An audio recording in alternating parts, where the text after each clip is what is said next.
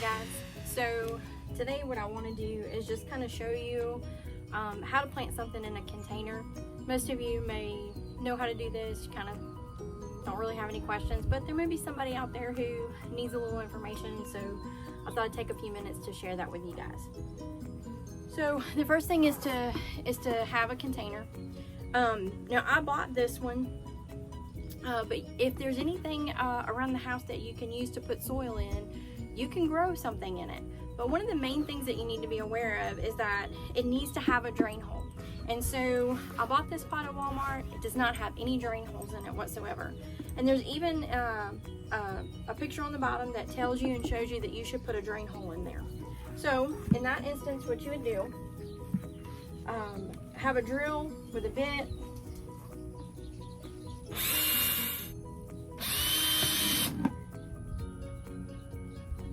Didn't take but a second to do. If it's going in a container, you want to use a potting mix. It has a little more peat moss in it. It has added stuff for, it has added fertilizer. It has things to help retain water. It's just better for a container.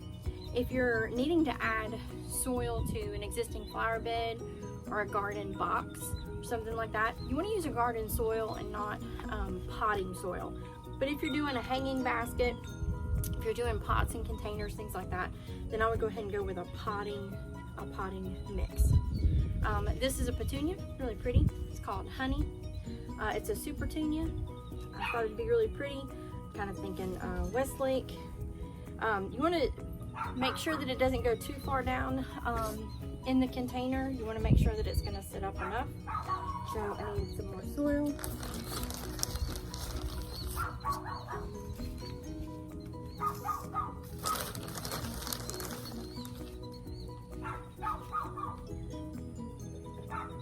Okay. Now, when you're removing any plant from a container, you want to be as gentle as you can. You don't want to break the stems or anything like that. So what we want to do is we're going to use the container a little bit. Gently gonna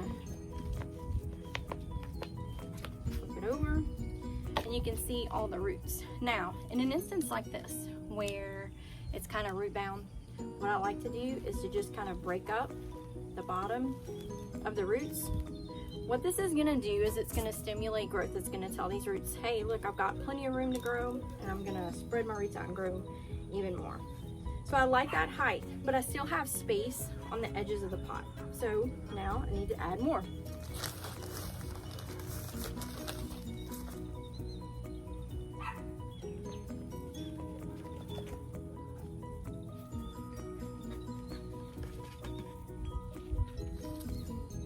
Now, one of the things about using a potting mix is that it will settle. And you want to make sure you have plenty. And you want to make sure that after it's settled, it's going to be completely filling the pot. So one of the things we like to do is we don't want to push around where the roots are, but we do want to make sure that it's firm in the pot. What you do is you firm the soil. You're going to push down actually along the edge of the pot. You can use your thumbs, fingers, but you're going to make sure that that soil is pressed down firmly on the edge, on the outside edge of the pot. We mounded it all the way up when I put the potting soil in it. Do that. Give it a little shake, see where it falls. I need a little bit more.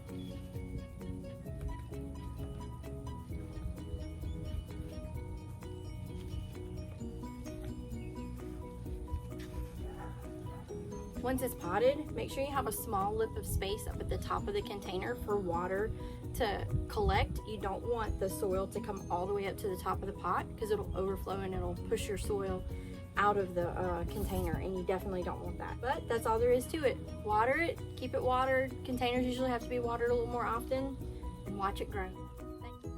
Okay guys, so let's talk a second, because I have this potted, but let me talk to you just a little bit about watering it, okay? So when you're watering in a container, it's kind of tricky. You want to make sure that you don't underwater for sure, but you don't want to overwater either. One of the main problems with container plants and even indoor house plants isn't really a lack of watering, it's overwatering. And sometimes the symptoms of overwatering look exactly like underwatering. The plant will actually wilt. So let's talk about watering containers, okay? You do want to let them dry out in between waterings, but not like so dry that the soil pulls away from the pot or that it's crusty. So nothing like that. But you do want to, when you water, make sure that water is fully saturated the soil. The soil is going to take all of the available water before the plant has access to any of it. And if you learn this in soil science, we learned that we have capillary water in the soil, and that capillary water is the water that's available for roots to be able to absorb for the plant. And so hygroscopic water is the water that adheres to a soil particle and it's not available for the plant to use. So you need to make sure when you water a container, think of it more so as that you're watering the soil. If the soil has adequate water, then the plant will have whatever water is available after that. If you have too much water though, that could be a problem as well. So when you water your plant, it's better to use, I'm using a hose with a shower setting on the nozzle. That way it's a gentle flow of water. I'm not disturbing the soil. I'm not making the soil displace or anything like that, and I'm not causing any stress to the plant as either.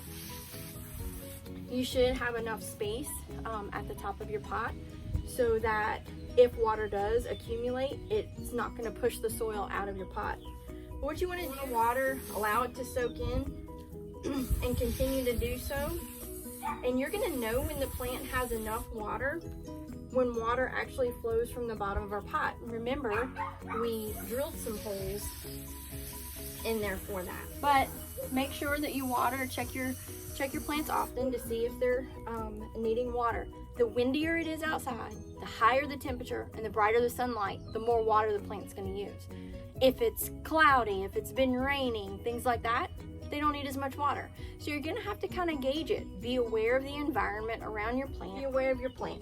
The more you check on it, the more you're going to know what it needs. Thanks for watching.